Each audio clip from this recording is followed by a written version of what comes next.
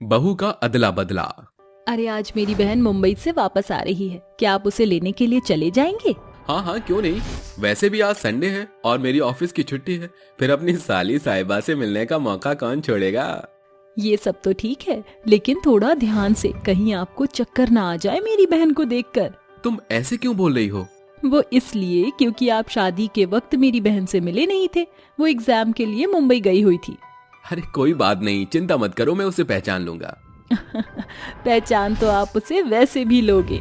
जीतू को गीता की बातें समझ नहीं आती, जिसके बाद वह चुपचाप रेलवे स्टेशन जाकर अपनी साली को लेने पहुंच जाता है। वह अपनी साली का इंतजार कर ही रहा होता है कि तभी उसे कुछ ऐसा दिखाई देता है जिसे देखते ही उसके पैरों तले जमीन खिसक जाती है। अरे ये क्या, गीता तो घर पर थी, फिर वो रेलवे स्टेशन कैसे पहुंची? और ये गीता इतनी मॉडल कैसे हो गई? अपनी साड़ी पहनने वाली पत्नी को अचानक से एक मॉडल की तरह सामने से आते देख जीतू के होश उड़ जाते हैं। तभी गीता की जुड़वा बहन रीटा जीतू से कहती है, अरे जीजा जी, क्या हुआ? लगता है मुझे देखते ही आपके होश उड़ गए हैं। इसका मतलब तुम गीता नहीं, उसकी बहन रीटा हो? लगता है मेरी बहन ने आपको ये नहीं बताया कि हम दोनों बहनें जुड़वा हैं। अरे हाँ, अब समझ आया। तुम्हारी बहन सुबह से मुझसे इस बात पर क्यों बात कर रही थी। चलो अब बाकी की बातें घर पर पहुंचकर करेंगे। जीतू रीटा को अपनी बाइक पर बिठाकर उसे घर ले आता है। अरे वाह रीटा, तुम आ गई, कितने दिनों बाद देख रही हूँ तुम्हें मैं। अरे मैं भी तुम्हें बहुत समय बाद मिल रही हूँ, मुझे माफ करना मेरी बहन, मैं तुम्हारी शादी में ना आ सकी। अरे ये सब छोड़ो, मुझे इस बात से कोई परेशानी नहीं है। तू ये बता क्या खाएगी? जो बनाया है बस वही ले आओ, पेट में चूहे कूद रहे मेरे। गीता अपनी बहन के लिए नाश्ता बनाकर लाती है, जिसके बाद वह सभी मिलकर बातें करते हुए नाश्ता करने लगते हैं।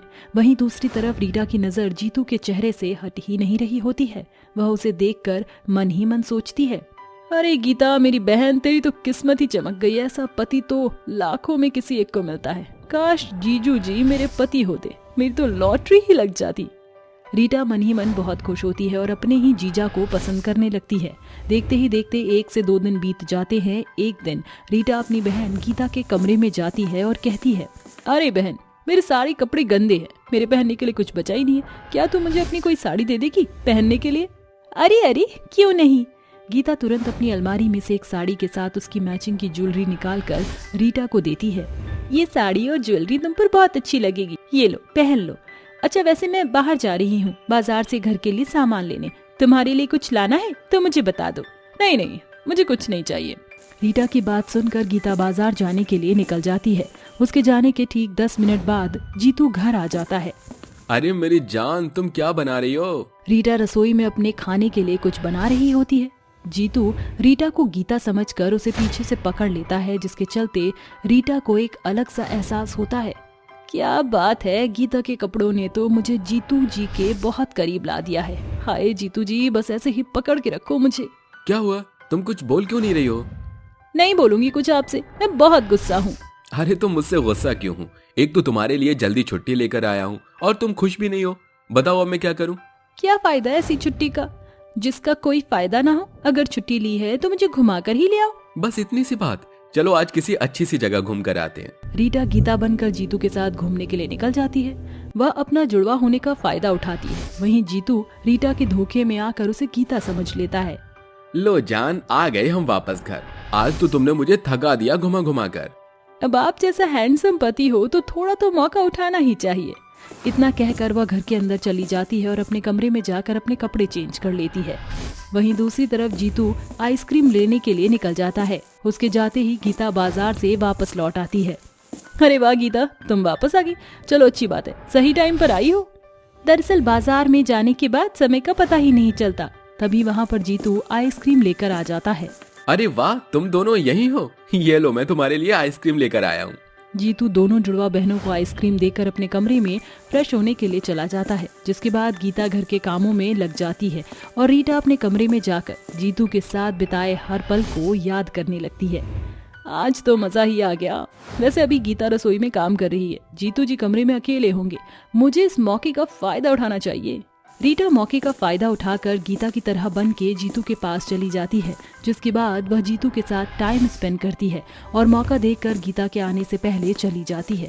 जब गीता जीतू के पास आती है तो जीतू उससे कहता है, बस करो यार गीता, आज मैं बहुत थक गया हूँ। अगर अभी समय से नहीं सोया तो कल ऑफिस नहीं जा पाऊंगा। ऐसा कहकर वह सो जाता है, जिसके बाद गीता अपने मन ही मन सोचती है, अरे आज इन्हें क्या हो गया है? वैसे तो हमेशा मेरी रात को फ्री होने का इंतजार करते रहते हैं।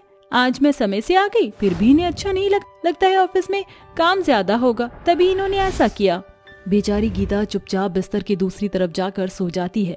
देखते ही देखते कुछ दिन बीतने लगते हैं और अब रीटा रोजाना जीतू के साथ समय बिताने लगती है। कभी वह शॉपिंग करने जाती तो कभी जीतू के साथ मूवी देखने। वहीं दूसरी तरफ बेचारी गीता बहुत परेशान हो जाती है। एक दिन रोते हुए रीटा से कहती है, आखिर ये जीतू जी को क्या हो गया है? पहले तो वो ऐसा कभी नहीं करते थे, फिर अब वह ऐसा क्यों कर रहे हैं? कहीं मुझसे कोई गलती तो नहीं हो गई?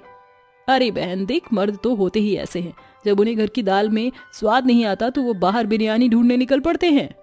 नहीं, जीतू जी ऐसे नहीं है, वह मुझसे बहुत प्यार करते हैं। रीटा अपनी जुड़वा बहन गीता को भड़काने की कोशिश करती है, जिसके बाद देखते ही देखते गीता को बहुत अकेलापन महसूस होने लगता है। एक दिन गीता अपने आप से कहती है, आज जीतू जी का बर्थडे है, आज मैं उनको इस सरप्राइज दूंगी कि वह हमेशा याद रखेंगे। रीटा ये सब दरवाजे पर छुपकर सुन लेती है। अच्छा, आज जीतू जी का बर्थडे है, ये बर्थडे तो वो मेरे साथ ही मनाएंगे। ऐसा सोचकर वह अपने कमरे में तैयार होने के लिए चली जाती है और एक प्यारी सी ड्रेस पहनकर अपनी बहन गीता के पास जाती है और कहती है, अरे बहन मैं बाहर जा रही हूँ, आज मेरी एक दोस्त का बर्थडे है, उसने मुझे इनवाइट किया है।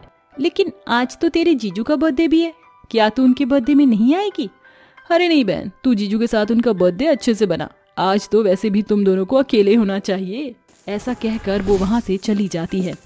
अच्छा हुआ मैंने निकलने से पहले जीतू जी को गीता के फोन से कॉल कर दी थी, जीतू जी बस आते ही होंगे। तभी घर के बाहर जीतू अपनी बाइक पर आ जाता है। अरे ये क्या, तुमने रीटा के जैसे कपड़े क्यों पहने हैं? क्योंकि आज आपका बर्थडे है, इसलिए मैंने थोड़ा अलग दिखने का सोचा। क्या आपको अच्छी नहीं लग रही मैं?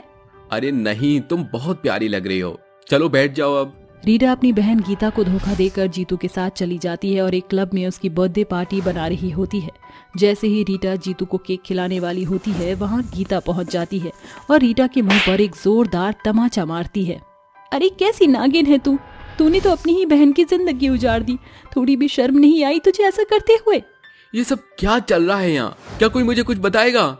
गीता रीटा की सारी सच्चाई जीतू को बताती है कि किस प्रकार से उसने जुड़वा होने का फायदा उठाया और किस तरह गीता ने उसे फंसाया। जब मैं आपके बर्थडे की प्लानिंग कर रही थी तब रीटा रेडी होकर घर से निकली, तभी मैंने तुम दोनों को एक साथ जाते हुए देख लिया था। शर्म करो रीटा, एक देवी जैसी बहन को तुमने इतना बड़ा धोखा दिया, तुम्हें तो कहीं डूब के मर जाना चाहिए। मुझे माफ कर दीजिए, मुझसे बहुत बड़ी गलती हो गई, मुझे मेरी गलती का पछतावा है, मैं आज ही मुंबई वापस चली जाऊंगी। ऐसा कहकर रीटा फौरन मुंबई के लिए रवाना हो जाती है, जिसके बाद से गीता और जीतू दोनों खुशी खुशी रहने लगते हैं। जुड़वा होने का ये मतलब नहीं कि हम अपनी शक्ल का फायदा उठाकर दूसरों की जिंदगी उजाड़नी चाहिए। अगर कोई जुड़वा हो तो उसे अपने भाई बहन की मदद करनी चाहिए, ना कि उसके साथ बुरा बर्ताव।